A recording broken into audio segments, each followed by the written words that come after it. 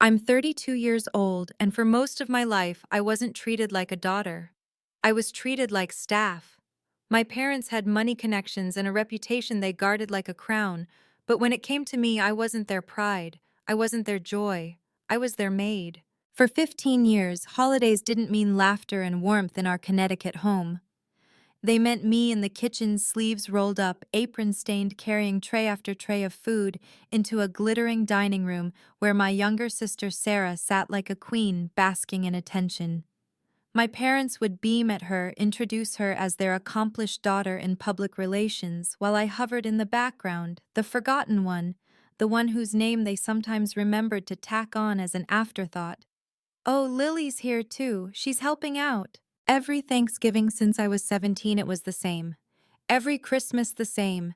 Every family gathering, I wasn't a guest, I was the help. At Sarah's engagement party, I worked 14 hours preparing appetizers while she twirled in a $3,000 dress my parents had bought for her. When a guest asked what I did for work, my mother laughed out loud and said, "Lily doesn't have Sarah's social skills, but she cooks well." She said it with the kind of dismissive smile that made my insides burn. That night, I remember washing champagne flutes alone in the kitchen, wondering if this was my fate forever to be their hidden servant, to be the shadow that kept Sarah's light burning bright. And the worst part, I let it happen. I let their words dig into me until I believed them. I thought maybe I really wasn't worth more than cooking and cleaning. Maybe my dreams were too small, too silly. But dreams have a way of surviving in secret, even when you bury them under years of shame. While my family saw me as nothing, I was quietly building something they could never imagine. In Manhattan, far away from their judgmental eyes, I built a company. Not a hobby, not a side hustle, but a real company with real clients, luxury resorts, Fortune 500 executives, even politicians who trusted me with their biggest events. I named it Stellar Events, deliberately leaving out the Sullivan family name. For 5 years, I built my empire in silence. 50 employees, 3 thriving locations, contracts worth millions. My parents never knew. They never asked. They were too busy praising Sarah's latest PR campaign for an energy drink, too busy pretending that I was jobless, drifting, unworthy. Last Christmas Eve, everything reached a breaking point. I was folding clothes in my Manhattan apartment, packing for a business trip that would change my life when my mother called. She didn't ask how I was. She didn't say hello. She ordered me like always. "Cancel whatever silly plans you have for tomorrow," she said. "Sarah's hosting an important networking dinner. 25 guest executives from Pinnacle Corporation. You'll need to arrive by noon to start cooking. 7 main courses, 10 sides. Don't embarrass us, Lily. These are people who matter. People who matter. Unlike me, apparently." I looked at the plane ticket on my desk, my business class flight to Florida. In 2 days, I had a meeting with Victoria Chen, CEO of Pinnacle Hospitality, a $2 million contract that would secure my company's future and the futures of 50 employees. And here was my mother barking orders like I was a caterer she'd hired for free. When I told her I couldn't do it, that I had a business trip, she laughed. Laughed. "What business? Stop pretending. Lily, Sarah needs this. Family comes first." But family in her world only came first when it meant me sacrificing myself. I tried to explain. I told her I had a company employee's contracts. She didn't believe me. Enough with the fantasies, she snapped. "You owe us." And that was it. That was the moment something inside me snapped. For 15 years, I had bowed my head, swallowed my pride, played the servant. But not this time. Not when everything I had worked for was on the line. So I said the words I had never dared say before. No. My mother's voice turned venomous. "If you leave, don't bother coming back." Usually that threat would have broken me. Usually I would have caved. But this time I felt something different. Not fear, not guilt, freedom. "Then I guess this is goodbye," I whispered, and I hung up. The hours that followed felt unreal. Sarah texted me in all caps, calling me selfish, dramatic, worthless. She even offered me $200 to come cook, like I was some underpaid caterer begging for scraps. I almost laughed. My day rate was $5,000, but she would never know. To them, I was still just Lily, the invisible sister, the family disappointment. That night, I boarded my flight. As the plane lifted off from JFK, I looked down at the blur of Connecticut lights below and exhaled. For the first time in my life, I wasn't their servant. I wasn't their scapegoat. I was my own person chasing my own future. But the universe has a cruel sense of humor. Because while I was on that flight soaring toward Florida and my contract with Pinnacle, my parents were preparing their grand dinner party. And one of the guests, they were counting on impressing one of the guests my mother had demanded I cook for, was Victoria Chen, the same CEO I was meeting the very next day. That night, chaos exploded in my family's home. With no food prepared, no caterer, and 25 guests expecting a gourmet feast, my parents scrambled. They called every restaurant within 50 miles, only to hear the same thing. It was Christmas Eve, everything was closed.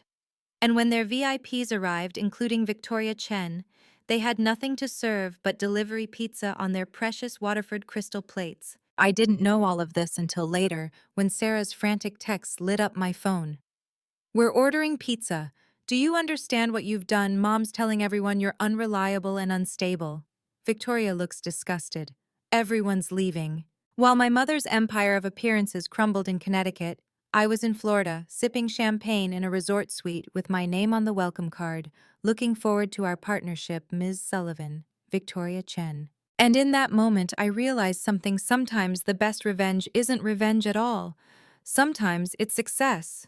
Success they never saw coming. The morning after that disastrous Christmas dinner for my parents, I woke up in Florida with sunlight pouring into the hotel room. I stretched under crisp white sheets, the kind that whispered of possibility, and for once, I felt no guilt for not being in my parents' kitchen covered in flour and grease. My phone buzzed with dozens of missed calls, voicemails filled with curses, accusations, desperate demands. I didn't answer a single one. Instead, I sat by the window with a cup of coffee and thought about how long I had been playing their maid, how long I had allowed myself to be invisible. Memories came rushing back, memories that explained why saying no felt like I had broken chains that had bound me since I was a teenager. I was 12 when it began. Sarah was 9, and my mother insisted that she shouldn't stress herself with chores. So when the table needed to be cleared, when the laundry piled up, when dinner needed preparing, it was me. Always me. "Lily's older, she should be responsible," my parents said. And every time I protested, every time I said it wasn't fair, my father's voice would boom, "Stop whining, do as you're told." At 14, I learned to roast a turkey while Sarah sat on the couch painting her nails. At 16, I worked double shifts at the grocery store while she went shopping with Mom. When I complained, my mother would smile with that cold sweetness that felt like poison. "Sarah is our star Lily. You should be proud to support her. That's what family does." But it wasn't support, it was servitude. And when I started earning perfect grades, when I dreamed of going to culinary school or starting a business, my parents brushed it aside. "Sarah needs us to focus on her career," they said. "You'll manage fine on your own." I didn't realize then that what they really meant was you don't matter. The cruelty wasn't always loud. Sometimes it was subtle, disguised as humor. At family dinners, my father would pat Sarah's hand proudly and say, "She's our future." Then he'd glance at me and chuckle, "Lily's just our little helper." Everyone laughed. I laughed too, but inside, shame pooled like lead in my stomach. By the time I turned 21, I believed them. I believed I wasn't capable of more than carrying trays and washing dishes.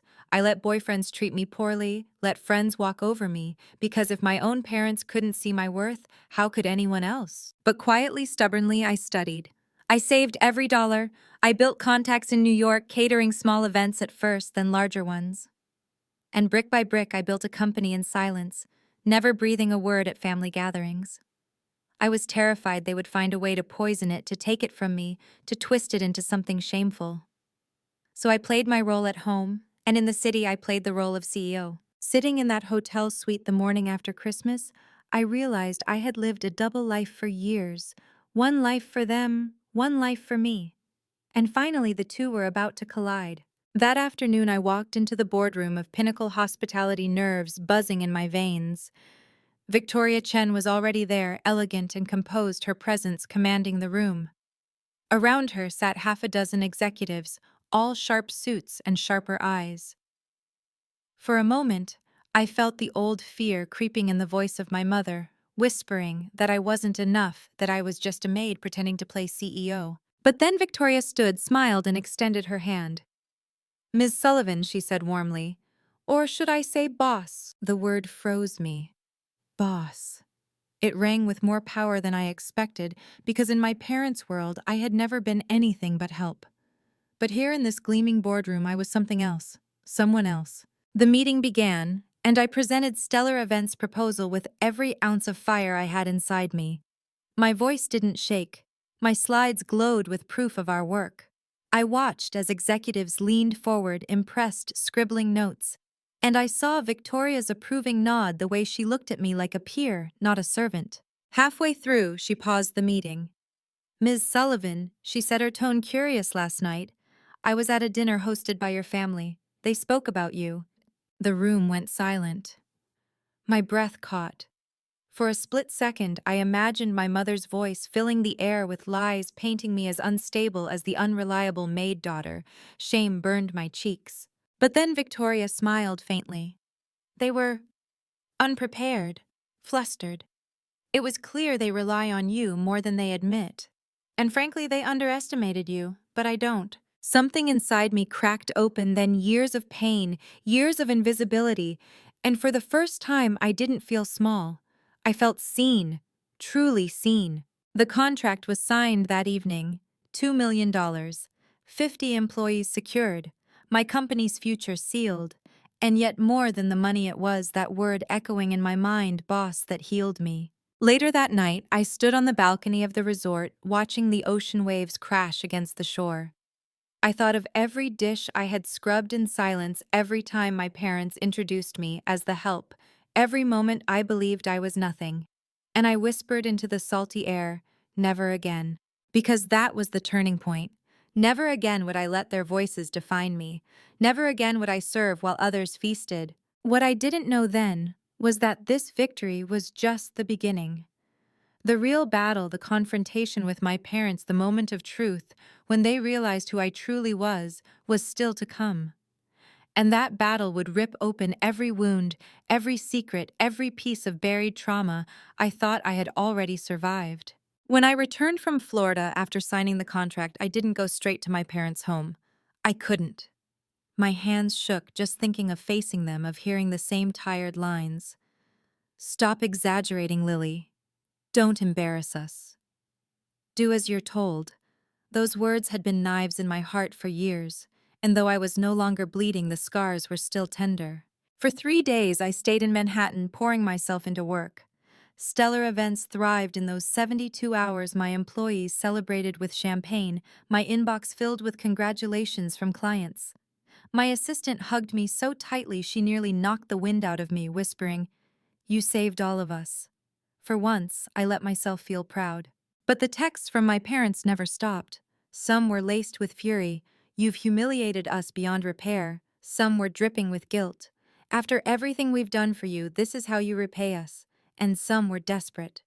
"We need to talk. Sarah's reputation is on the line." Sarah's reputation, always Sarah, never mine. By the 4th day, I knew I had to face them. I couldn't hide behind success forever. If I wanted to truly be free, I had to stand in the fire even if it burned. I drove to Connecticut that evening. The house loomed like it always had, white columns, manicured hedges, a shrine to appearances. My stomach twisted as I rang the bell. When my mother opened the door, her face was pinched tight with disdain. "Well," she said, her eyes flicking over my tailored suit, "you look different." Pretending to be important again. I didn't answer. I walked past her into the living room where my father sat with a scotch, Sarah perched beside him, like royalty on her throne. The air reeked of judgment. "You've embarrassed this family." My father began, his voice sharp. "Do you know what people are saying after Christmas Eve? Do you know what Victoria Chen thinks of us?" I bit back a smile. If only they knew. "I know exactly what Victoria Chen thinks," I said softly. Sarah scoffed. "She thinks we're a joke thanks to you. Do you have any idea how hard I've worked to build my reputation in PR? You ruined everything." People left that dinner saying our family couldn't even manage hospitality. I looked at her, my younger sister dressed in designer clothes. My parents had bought her nails flawless, her hair shining. I thought of all the years I had stood in kitchens while she twirled at parties. I thought of every night she had slept soundly while I scrubbed dishes. And something inside me hardened. I didn't ruin anything, I said. I just refused to be your maid. My mother slammed her glass onto the table. Don't be dramatic, Lily. We gave you everything. A home food opportunities. I laughed, then bitter and raw. A home? You mean this house where I was a servant? Food. You mean the meals I cooked and never sat down to eat because I was too busy serving your guests. Opportunities. You mean the opportunities you handed to Sarah while telling me to be responsible and stay quiet. Their silence was sharp. For once they had no script to hide behind. Sarah rolled her eyes. You're so ungrateful. Do you think cooking and cleaning is beneath you? Someone has to do it. You should be honored Mom and Dad trusted you. Trusted me. My voice broke. You didn't trust me. You used me. You all decided my worth before I was old enough to fight back. But you forgot something servants learn. Servants grow, and sometimes the maid you despise becomes the boss you never saw coming. My father leaned forward, his face red. Enough of this nonsense. Do you think your little side jobs mean anything? You'll always need this family, don't fool yourself. I smiled then. A slow, steady smile that made Sarah shift uneasily in her chair. That's where you're wrong. I don't need this family, and neither does Victoria Chen. Their heads snapped up. What did you say? My mother whispered. I let the silence stretch, savoring the tension before speaking. Victoria Chen is my client. Stellar Events. My company just signed a $2 million contract with Pinnacle Hospitality. While you were serving pizza on Waterford plates, I was sealing the deal that will keep 50 employees paid for years. The room froze. My father's jaw clenched so tightly I thought it might crack. Sarah's face drained of color. My mother's hand trembled around her wine glass. You're lying, Sarah said, finally, her voice thin. I pulled out the contract, printed and stamped, and laid it gently on the coffee table. The Pinnacle logo gleamed under the chandelier. Read it, I said. My mother's fingers shook as she picked it up, her eyes darting across the page. She made a strangled noise and dropped it as if it burned her. No, she whispered. No, this can't be. It is, I said softly. While you were mocking me, I was building something real, something bigger than all of you. You called me a maid, a helper, a disappointment. But Victoria Chen called me boss. The word rang out in the silence like a gunshot. My father slammed his fist onto the table, making the contract jump. You think this makes you better than us? I met his eyes steady and unflinching. No, I think it makes me free. For the first time in my life, they didn't have a response. My parents sat in silence, their empire of control crumbling. Sarah stared at me with wide, hateful eyes as though I had stolen her crown. And I realized then it wasn't just about revenge. It was about reclaiming the years they had stolen. It was about finally being seen. That night I walked out of their house with my head high. They didn't follow. They didn't call my name. And for the first time, I didn't care. But the story wasn't over yet. Because family wounds don't close with one confrontation. They linger. They fester. And soon those wounds would split open again, this time in front of people who mattered far more than my parents ever dreamed. In the weeks after that confrontation in my parents' living room, silence stretched between us like a battlefield after war. No phone calls, no texts, no fake invitations to dinners where I was expected to serve. For the first time in my life, my parents treated me like I didn't exist. And strangely, it felt like peace. But peace never lasts long in a family like mine. 2 months later, I received an invitation not from my parents, of course, but from Pinnacle Hospitality. Victoria Chen was hosting a grand gala to celebrate the launch of a new luxury resort, and Stellar Events was handling the entire production. It was the kind of night I had dreamed of for years: glittering chandeliers, champagne towers, the press snapping photographs as guests arrived in gowns and tuxedos. For weeks, my team and I worked tirelessly, and when the night finally came, I stood in the center of it all, not a maid carrying trays, but the orchestrator of every detail. And that was when I saw them, my parents, my sister. They entered the ballroom as if nothing had ever happened, as if the fight in their living room hadn't cracked our family in two. Sarah wore a silver dress that shimmered under the lights. My mother clung to her arm like she was escorting royalty, and my father strode ahead with his usual arrogant posture. For a moment, my old instinct kicked in. My heart raced, my palms sweated. I half expected my mother to snap her fingers and tell me to fetch her a drink. But then Victoria Chen appeared at my side, her hand warm on my shoulder. "Everything looks perfect, Lily," she said, her voice carrying enough volume to be heard by those nearby. "You've outdone yourself again, boss." The word echoed, slicing through the air. My parents froze mid-step. My father's face went pale. Sarah blinked rapidly, confusion clouding her eyes. And my mother's lips parted, but no sound came out. Victoria didn't notice them, or maybe she did, and chose to twist the knife. She turned to the group behind us, investors and executives, and said, "This is the woman who made tonight possible. Stellar Events wouldn't be what it is without her leadership." Cameras flashed, applause rippled. And in that moment, in front of the very people my parents had once tried to impress by parading Sarah, their illusion shattered. They weren't the powerful hosts. They weren't the admired Sullivans. They were just guests standing small in the shadow of the daughter they had spent a lifetime belittling. I could have left it at that. That would have been revenge enough. But karma wasn't finished yet. Halfway through the evening, I was called on stage to give a short speech. I looked out at the glittering crowd, at the investors and journalists, at Victoria Chen nodding with encouragement. And then in the back, I saw my parents, stone-faced, rigid, unwilling to clap.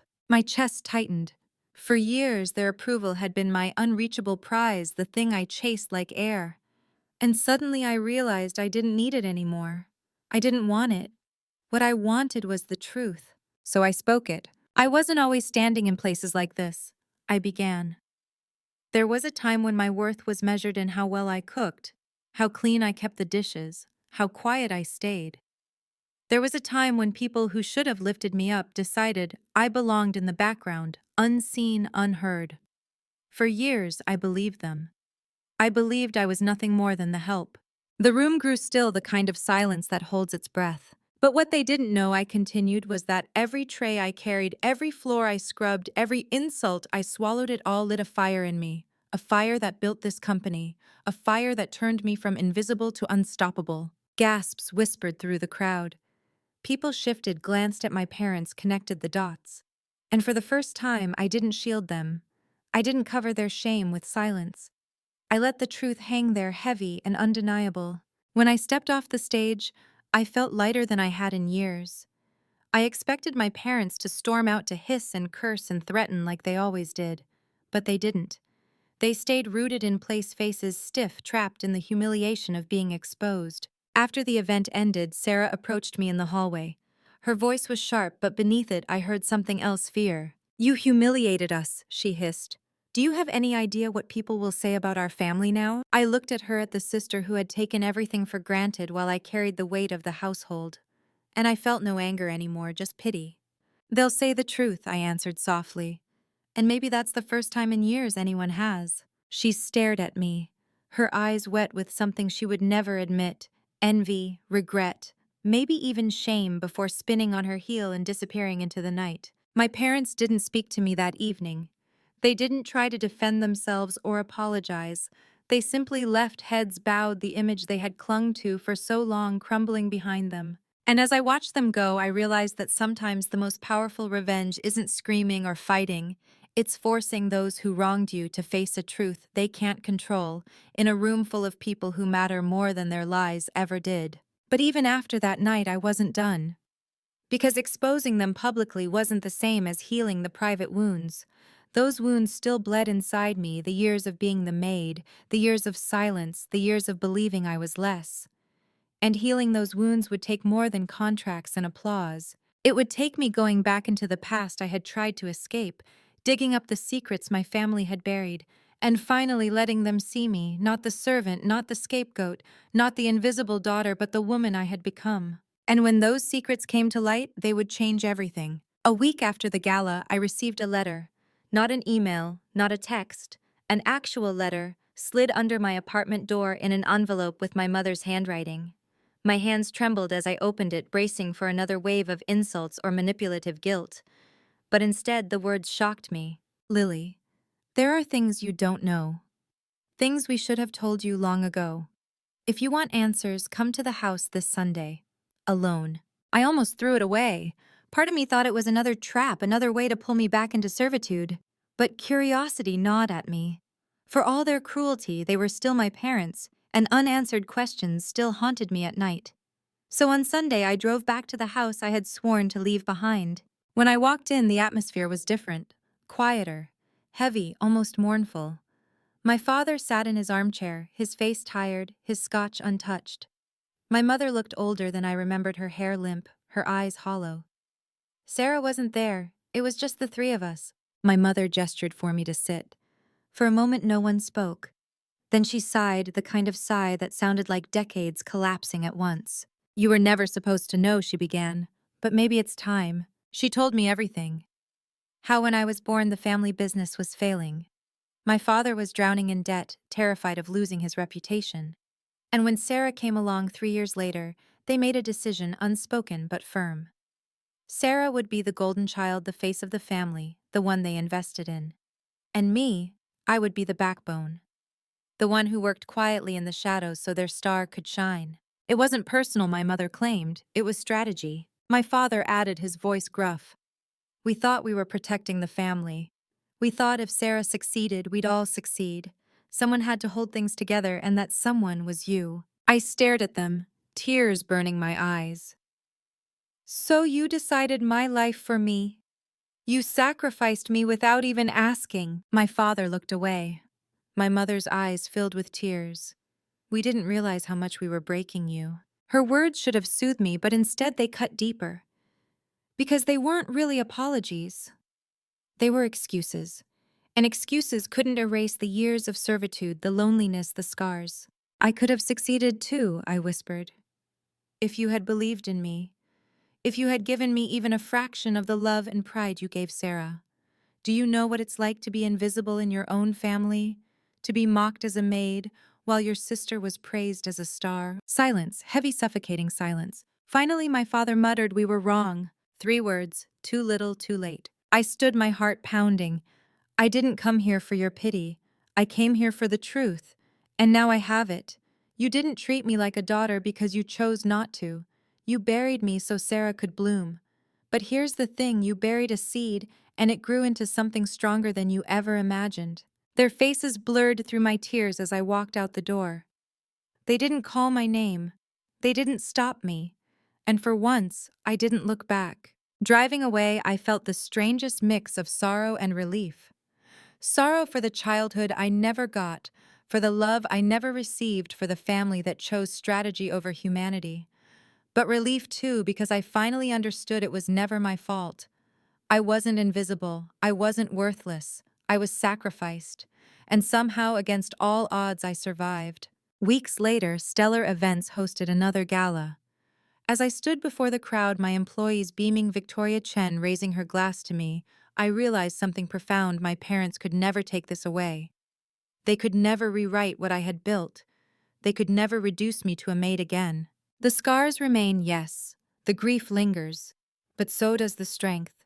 And that strength is mine. So to you listening now, to the daughters, the sisters, the wives who have been silenced or dismissed or used, hear me. You are not invisible. You are not what they call you when they want to keep you small. You are more. You are capable. You are powerful. And one day, you will rise so high that even those who tried to bury you will have no choice but to see.